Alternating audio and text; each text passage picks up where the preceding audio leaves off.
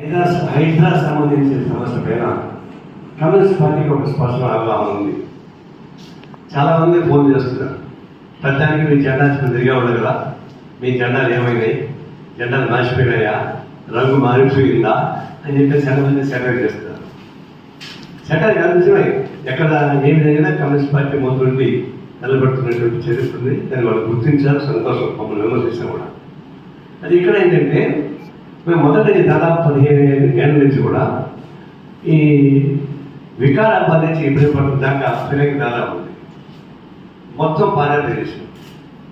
అక్కడి నుంచి ఆ ఫిరంగినాల మొత్తం ఉంటే ఎక్కడ ఏమైనా వర్షం పడినా కూడా ఆ నీళ్ళు ఎక్కడ వేస్ట్ కాకుండా వచ్చి ఫిరంగిపట్నం చూడడం పడతాయి, అన్ని చెట్లు పడుతుంటాం. అంటే నీళ్లు ఉంటే దానికి ఉపయోగపడి ఇది ఉంటుంది. చాలా మంది పెద్దవాళ్ళు ఏంటంటే, అవును చెరువులు ఉన్న పాలన లేదు కదా, వ్యవసాయం లేదు కదా,